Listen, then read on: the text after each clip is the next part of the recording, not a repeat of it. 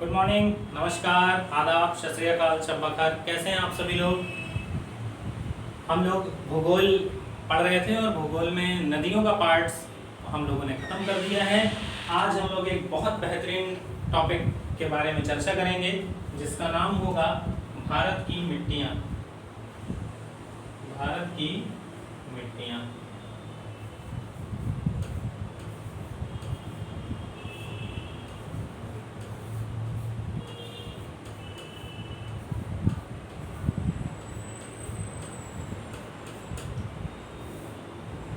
भारत की मिट्टियों के बारे में हम लोगों को पढ़ना है और इसके बारे में हम लोगों को चर्चा करनी है। भारत की मिट्टी। तो जल्दी से एक बार सभी लोग आ जाएं, सभी लोग एक बार शेयर कर दें अच्छे से, सभी लोगों को जोड़ लें। आप देख रहे हैं अध्ययन एकेडमी ऑनलाइन यूट्यूब चैनल। मैं राजीव मिश्रा, आपका दोस्त, आपका भाई, आपके सामने हाजिर हूँ। जल्दी से आ जाइए भाई, एक बार शेयर कर दीजिए सभी लोग, एक बार अच्छे से शेयर कर दीजिए। और भारत की मिट्टी के बारे में हम लोगों को पढ़ना है।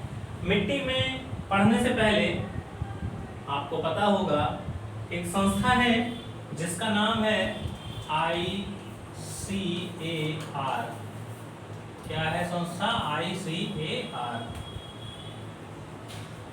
इसको फुल फॉर्म है इंडियन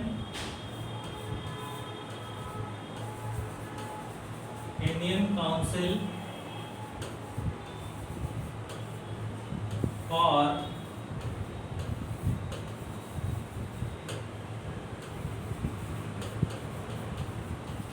एग्रीकल्चरल रिसर्च।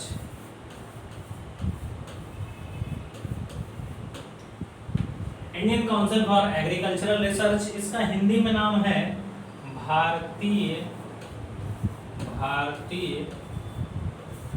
कृषि अनुसंधान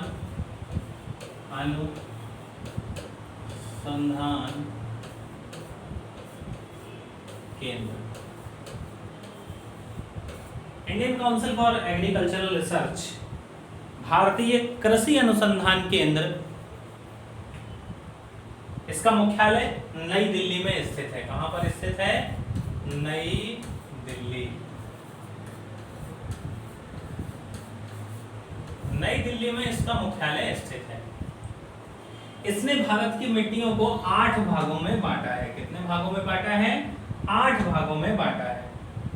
कौन कौन से 8 भाग हैं? जल्दी देखिए। 1 2 3 4 5 6 7 8।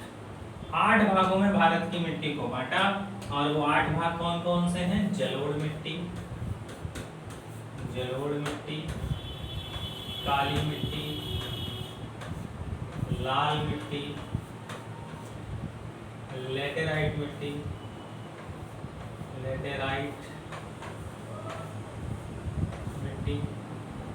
पर्वतीय मिट्टी, मरुस्थलीय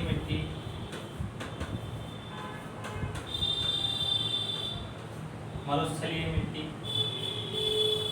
दलदली मिट्टी और पीट। ये 8 भागों में मिट्टी को बांटा गया। कितने भागों में? 8 भागों में मिट्टी को बांटा गया, जिसमें से सबसे important exam point of view से आपकी जो नदी इंपॉर्टेंट है, सॉरी जो मिट्टी इंपॉर्टेंट है, वो कौन सी मिट्टियां इंपॉर्टेंट है? ये चार मिट्टियां एग्जाम पॉइंट ऑफ व्यू से बहुत इंपॉर्टेंट है। सबसे ज्यादा क्वेश्चन इसमें इन्हीं 4 मिट्टियों से बनता है: जलोढ़ मिट्टी, काली मिट्टी, लाल मिट्टी और लेटराइट मिट्टी। एक बात आपको ये याद रखनी है कि भारत की अधिकतर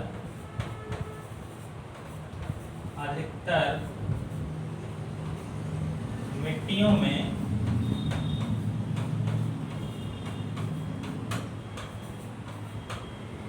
नाइट्रोजन, कौन कौन से तत्व हैं? नाइट्रोजन,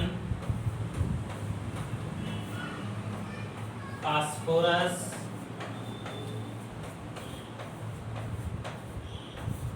और ह्यूमस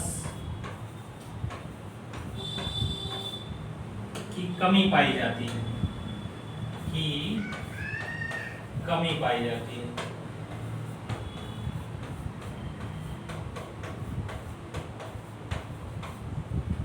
भारत की जितनी भी मिट्टियां हैं, अधिकतर मिट्टियों में, सभी मिट्टियों में नहीं कह रहा हूं मैं बात, सभी मिट्टियों की बात मैं नहीं कर रहा हूं, अधिकतर मिट्टियों में नाइट्रोजन, फास्फोरस और ह्यूमस की कमी पाई जाती है।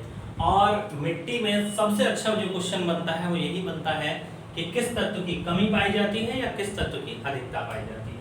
तो ये 8 मिट्टियों के बारे में पहले हम लोग देख लेते हैं मैप पे कि कहां कहां पर ये 8 मिट्टियां पाई जाती हैं। उसके बाद हम लोग एक एक मिट्टी पढ़ना शुरू करेंगे। सबसे पहले जलोढ़ मिट्टी पढ़ेंगे, फिर काली मिट्टी पढ़ेंगे, फिर लाल मिट्टी पढ़ेंगे, फिर लैटेराइट, फिर पर्वतीय, फिर मरुस्थलीय, फिर दलदली और उसके बाद पीट। चलिए, ये आपके सामने प्यारा भारत है हमारा। भारत का मैप है ये।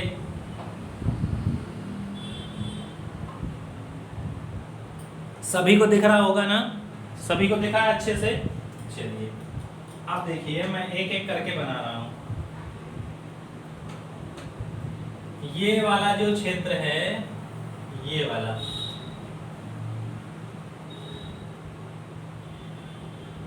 इस क्षेत्र में पर्वतीय मिट्टी मिलती है भारत के इस क्षेत्र में कौन सी मिट्टी मिलती है? तो भैया पर्वतीय मिट्टी मिलती है। कौन सी मिट्टी है? पर्वतीय मिट्टी। ये सिक्किम वाला क्षेत्र है, ये अरुणाचल प्रदेश वाला क्षेत्र है। पर्वतीय मिट्टी को पहचानना बहुत आसान है। जहां पर पर्वत श्रृंखलाएं पाई जाती हैं वो सब क्या है? पर्वतीय मिट्टी। तो रुकिए जरा, भारत के मैप को मैं थोड़ा मोटा करूं ताकि आपको आसानी से दिखाई दे। इसको मैं थोड़ा मोटा करूंगा।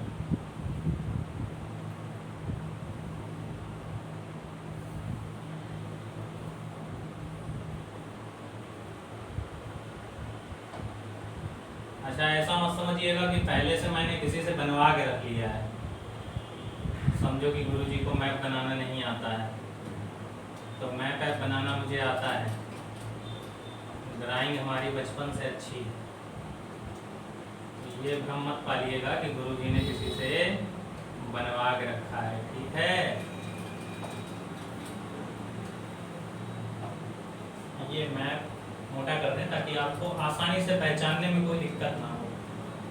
बाउंड्री क्लियर दिखाई दे और प्रदेश आप आसानी से पहचान सकें, इसलिए मैं ये मैप मोटा कर रहा हूँ बस।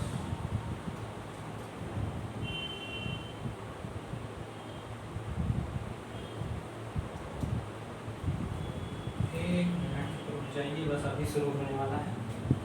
तो ये ऊपर जो आपको दिखाई दे रहा है वो कौन सी मिट्टी है? पर्वतीय मिट्टी है। जलोढ़ मिट्टी का क्षेत्र आप सभी लोगों को पता होगा। जलोढ़ मिट्टी का क्षेत्र आप सभी लोगों को पता होगा। अब आ जाइए, पर्वतीय मिट्टी बन गई। अब इसके बाद हम लोग बना लेते हैं मरुस्थली, काली मिट्टी। कौन सी मिट्टी बनाते हैं? काली मिट्टी। तो ये क्षेत्र जो है, ये क्षेत्र काली मिट्टी का है। किस मिट्टी का है? काली मिट्टी का।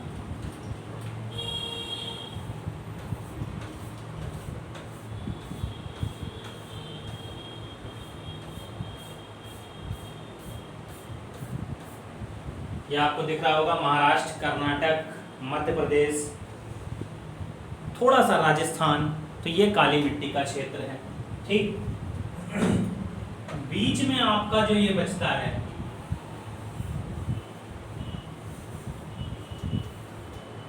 ये पूरा लाल मिट्टी का क्षेत्र है। किसका क्षेत्र है? लाल मिट्टी का क्षेत्र है, बीच वाला। अगर आपसे क्वेश्चन बने कि भारत की सबसे बड़ी मिट्टी कौन सी है, तो भारत की सबसे बड़ी मिट्टी जलोढ़ मिट्टी है। कौन सी मिट्टी है? जलोढ़ मिट्टी है। अब आपको ये वाला पोर्शन जो दिखाई दे रहा है, ये पूरी जलोढ़ मिट्टी का क्षेत्र है। किसका क्षेत्र है? जलोढ़ मिट्टी का क्षेत्र है।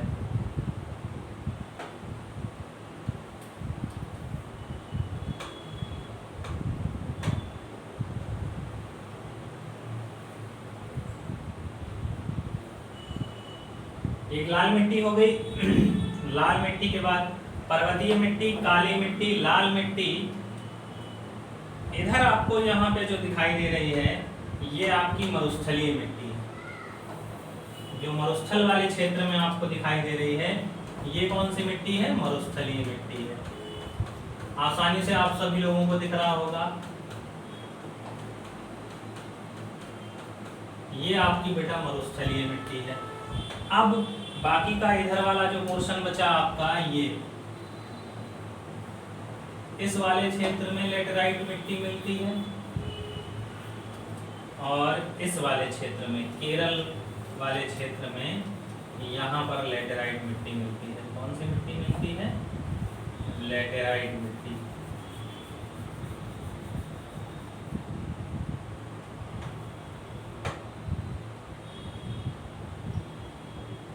अब कौन से कलर से बनाया जाए भाई? सारे कलर तो हो गए, नीला कलर बचा है। चलिए, यहाँ पर जो मिट्टी मिलेगी इस क्षेत्र में, ये थोड़ी बहुत दलदली मिट्टी वाला क्षेत्र है। किसका क्षेत्र है? दलदली मिट्टी का।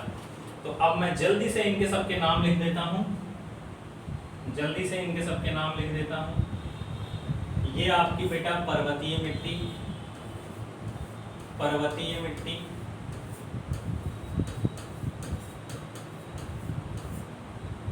ये आपकी मरुस्थलीय मिट्टी, मरुस्थलीय मिट्टी।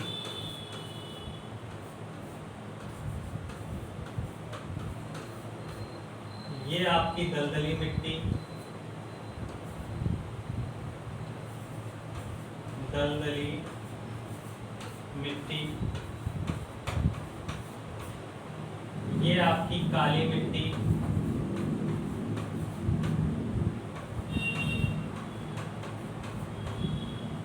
ये आपकी लाल मिट्टी,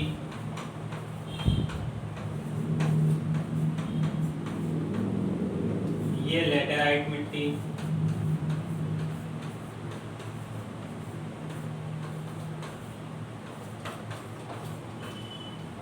और ये जो बीच वाला क्षेत्र आपको दिखाई दे रहा है, ये जो बीच वाला क्षेत्र आपको दिखाई दे रहा है, ये पूरा जलोढ़ मिट्टी का क्षेत्र है। किसका क्षेत्र है? जलोढ़ मिट्टी का क्षेत्र है। ये बीच वाला जितना आपको दिखाई दे रहा है ये पूरा किसका क्षेत्र है? तो ये बेटा जलोढ़ मिट्टी का क्षेत्र है। और भारत की सबसे बड़ी मिट्टी कौन सी है? तो जलोढ़ मिट्टी ही भारत की सबसे बड़ी मिट्टी है। ठीक, ये क्षेत्र काहे का है? तो ये क्षेत्र है आपके जलोढ़ मिट्टी का, जलोढ़ मिट्टी। ये है आपके मिट्टियों का मैप।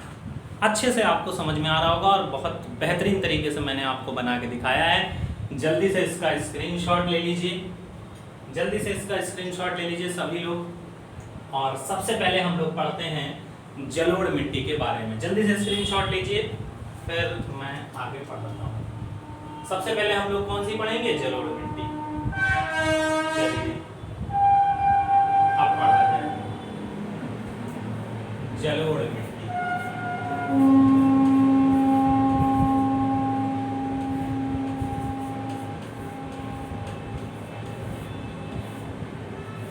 या इंग्लिश में इसे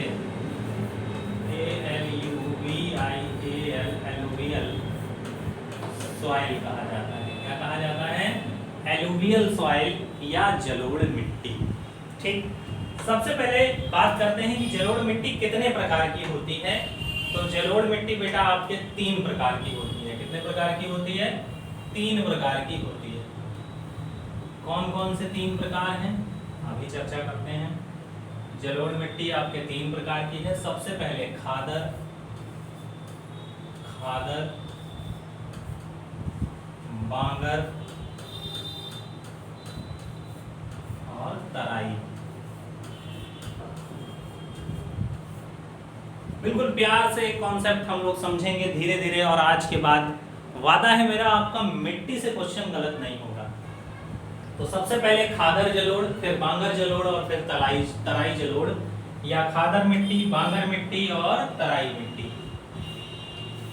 अभी इनके सब के बारे में भी चर्चा करेंगे कि खादर क्या है, बांगर क्या है और तराई क्या है। ठीक है। अब सबसे पहले जलोढ़ मिट्टी के बारे में जान लेते हैं। इसके बारे में जान लेते हैं, जलोढ़ मिट्टी के बारे में जान लेते हैं। तो जलोढ़ मिट्टी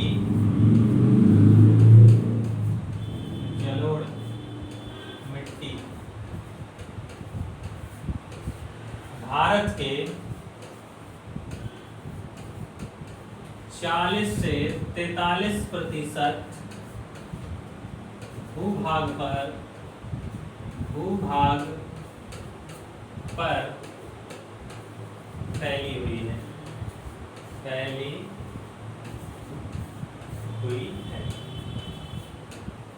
कितने प्रतिशत भूभाग पर फैली हुई है? तो भारत के 40 से 43% भूभाग पर फैली हुई मिट्टी है ये। आपको पता होगा इसके बारे में। अच्छा, कई किताबों में कुछ गलत लिखे हुए हैं, तो बिल्कुल परेशान होने की जरूरत नहीं है। मैं जितने पॉइंट आपको बताऊंगा ऑथेंटिक पॉइंट बता रहा हूँ और बिल्कुल सटीक बता रहा हूँ। ये भारत के 40% भूभाग पर फैली हुई है। अब इसका निर्माण कैसे होता है? तो इस मिट्टी का निर्माण, इस मिट्टी का निर्माण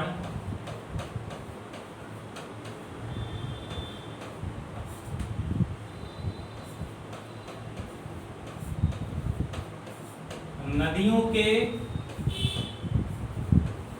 अवसादों और बाढ़ के कारण होता है।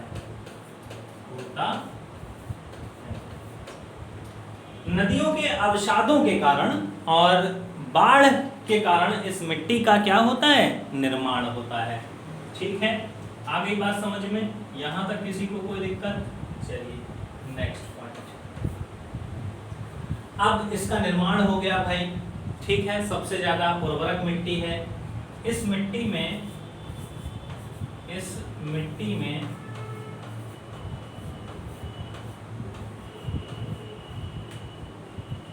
कौन कौन से तत्व पाए जाते हैं अधिक? जल्दी से बताएं जरा, कौन कौन से तत्व पाए जाते हैं? तो इस मिट्टी में फास्फोरस बहुत अधिक मात्रा में पाया जाता है, पोटास बहुत अधिक मात्रा में पाया जाता है। क्या क्या पाया जाता है? फास्फोरस, पोटास और चूना पत्थर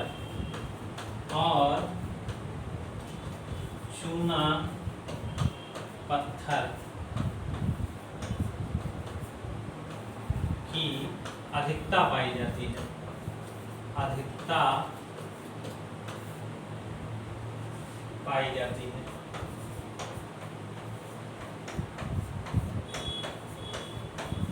यहां तक किसी को कोई दिक्कत? इस मिट्टी में कौन कौन से तत्व पाए जाते हैं? तो फास्फोरस, पोटास और चूना पत्थर, जिसे कैल्शियम कार्बोनेट कहा जाता है, CaCO3, कैल्शियम कार्बोनेट की भी क्या पाई जाती है? अधिकता पाई जाती है। कमी किसकी पाई जाएगी? देखिए, भारत की अधिकतर मिट्टियों में नाइट्रोजन,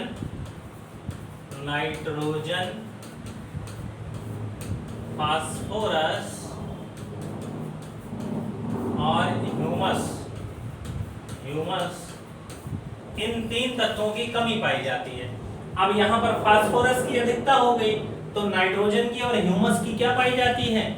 कमी पाई जाती है। नाइट्रोजन की कमी के कारण आपने देखा होगा यहाँ की मिट्टी में यूरिया ज्यादा पड़ती है। ठीक, यूरिया जिसे खाद कहा जाता है, केमिकल खाद, तो यूरिया ज्यादा पड़ती है, जिसमें 40 से 43% नाइट्रोजन होता है। क्या होता है? नाइट्रोजन होता है। ठीक, उसके बाद ह्यूमस की कमी को दूर करने के लिए आप खाद डालते हैं, गोबर वाला खाद, जिसे घूरा कहा जाता है। क्या कहा जाता है? घूरा। ठीक, तो गोबर वाला खाद भी डालते हो भैया। तो इस मिट्टी में किस तत्व की अधिकता पाई गई? फास्फोरस, पोटास और चूना। अब ये मिट्टी का क्षेत्र कौन कौन सा है? एक बार क्षेत्र देख लेते हैं हम लोग। क्षेत्र कौन कौन से हैं? तो यह मिट्टी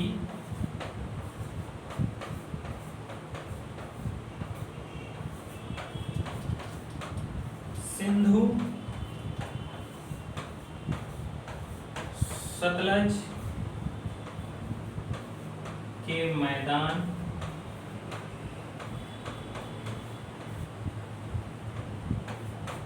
गंगा ब्रह्मपुत्र के मैदान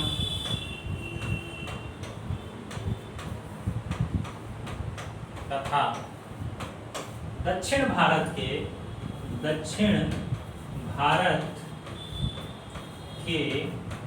सभी डेल्टाई प्रदेश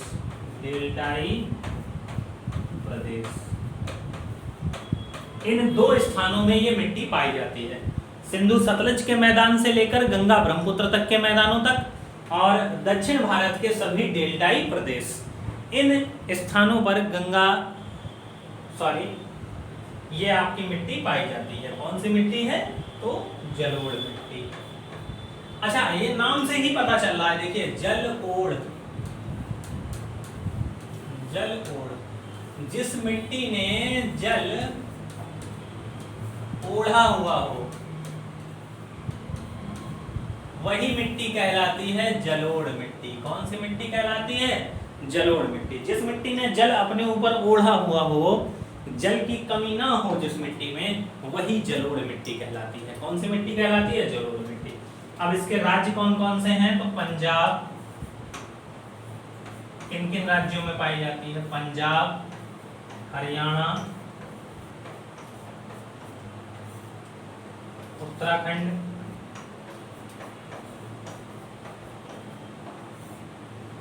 उत्तर प्रदेश,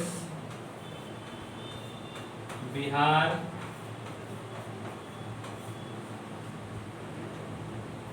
झारखंड का बहुत जरा सा क्षेत्र, झारखंड, पश्चिम बंगाल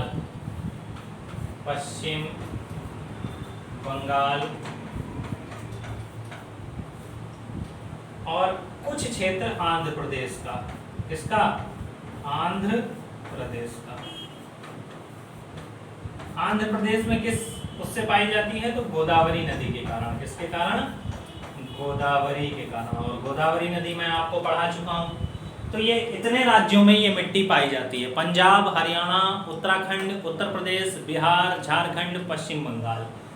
ठीक है, अब इसकी चर्चा करते हैं हम लोग पार्ट्स के बारे में। अच्छा, जिसने स्क्रीनशॉट ना लिया हो जल्दी से इसका स्क्रीनशॉट ले लें, फिर आगे बढ़ते हैं। जल्दी से स्क्रीनशॉट लीजिए। ले लिया ना स्क्रीनशॉट? चलिए अब आगे बढ़ते हैं। अब इसके पार्ट्स के बारे में बात करते हैं। और पार्ट्स कौन कौन से थे?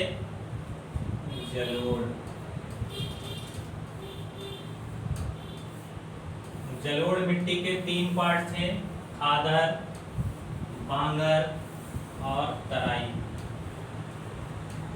तराई मिट्टी।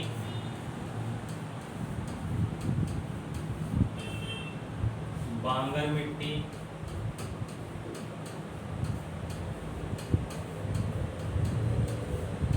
और खादर मिट्टी।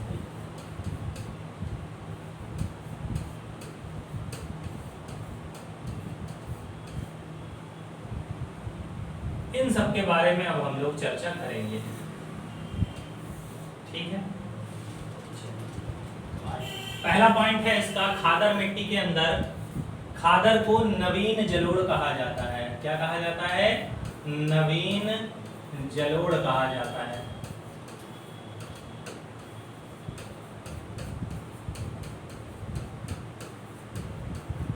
खादर मिट्टी को बेटा क्या कहा जाता है? तो नवीन जलोढ़ कहा जाता है, नई जलोढ़ कहा जाता है।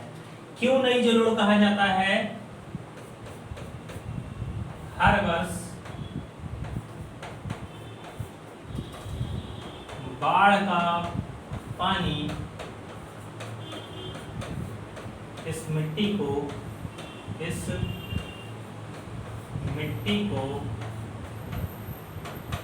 नया कर देता है,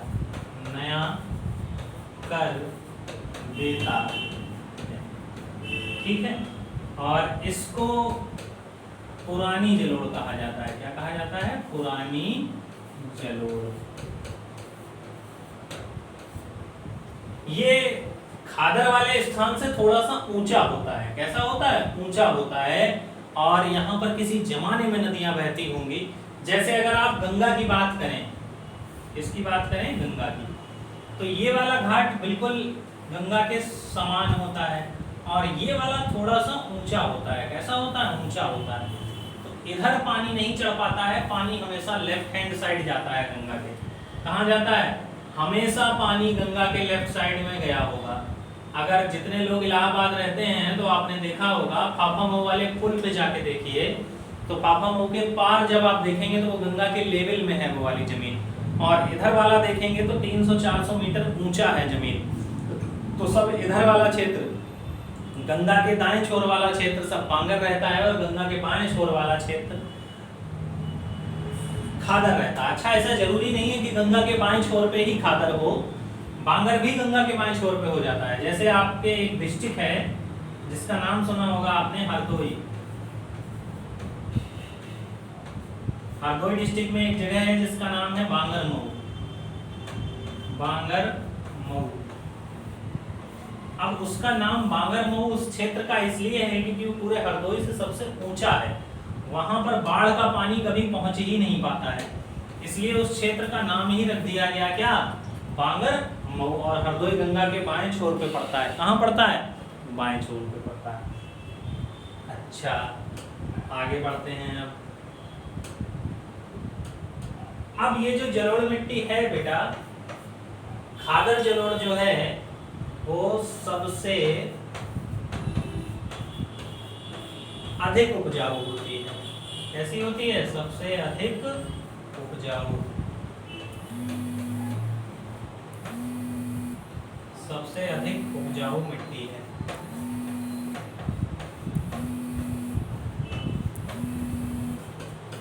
यह मिट्टी आलू के लिए उचित मानी जाती है।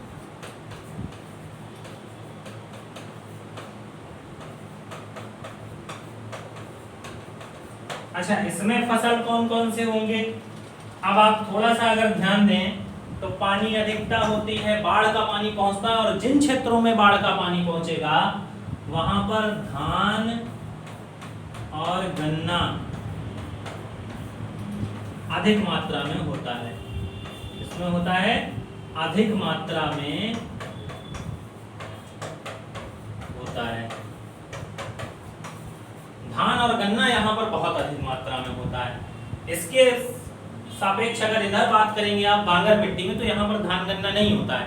यहाँ पर आलू बहुत होता है, चना वगैरह भी हो जाते हैं, बहुत सारी चीजें हो जाती हैं, लेकिन आलू पर्याप्त होता है। जैसे आपने एक जिला सुना होगा जिसका नाम है फर्रुखाबाद। फर्रुखाबाद ये पूरे इंडिया में, यूपी में ही नहीं पूरे इंडिया में अपने आलू के लिए बहुत प्रसिद्ध है। किसके लिए प्रसिद्ध है? अपने आलू के लिए ये जिला बहुत प्रसिद्ध है। नमकीन के लिए बहुत प्रसिद्ध है क्योंकि नमकीन आलू से बनती है, इस वजह से यहाँ पर आलू की वजह से नमकीन बहुत ज्यादा होती है। ठीक है, तो जहां पर बाढ़ का पानी ज्यादा पहुंचेगा वहां पर गन्ना और धान की खेती अधिक होगी। अब आप गंगा पार वाला थोड़ा इलाका सोच के देखिए, प्रतापगढ़ साइड धान और गन्ना बहुत होता है। प्रतापगढ़ है, हरदोई है, सीतापुर है, बाराबंकी है, बहराइच है, गोंडा है, श्रावस्ती है, ये सब तराई वाले क्षेत्र आते हैं और इनमें गन्ना और धान बहुत होता है। तराई मिट्टी की अगर बात करें, तराई मिट्टी में, जलोढ़ मिट्टी में नाइट्रोजन की अधिकता नहीं होती है, लेकिन तराई मिट्टी में नाइट्रोजन की अधिकता पाई जाती है। अधिकता पाई जाती है।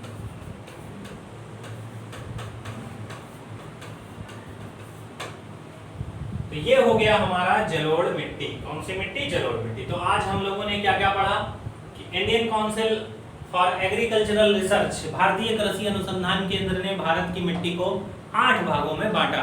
कितने भागों में बांटा? 8 भागों में बांटा। ठीक है, अब 8 भाग कौन कौन से थे? तो जलोढ़ मिट्टी, काली मिट्टी, लाल मिट्टी, लेटराइट मिट्टी, पर्वतीय मिट्टी, मरुस्थलीय मिट्टी, दलदली मिट्टी और पीट मिट्टी। इसका मैप देख लीजिए, ये पर्वतीय मिट्टी है, ये जलोढ़ मिट्टी है, ये मरुस्थलीय मिट्टी, ये दलदली मिट्टी, ये काली मिट्टी, ये लाल मिट्टी, ये लेटराइट मिट्टी। आप लोग कह रहे होंगे कि सर पीट मिट्टी आपने नहीं बनाई, तो पीट मिट्टी बहुत छोटे छोटे क्षेत्रों में पाई जाती है।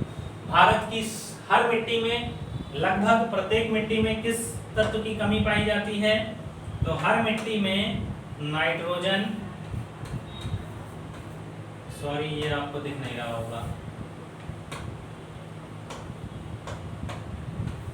नाइट्रोजन, फास्फोरस और ह्यूमस, इन सब तत्वों की कमी पाई जाती है। क्या पाई जाती है? कमी पाई जाती है अधिकतर मिट्टियों में। किसमें? अधिकतर मिट्टियों में इन तत्वों की कमी पाई जाती है। चलिए, इसके बाद हम लोगों ने जलोढ़ मिट्टी पढ़ा, और जलोढ़ मिट्टी में हम लोगों ने क्या पढ़ा कि जलोढ़ मिट्टी के 3 भाग होते हैं, खादर, बांगर और तराई।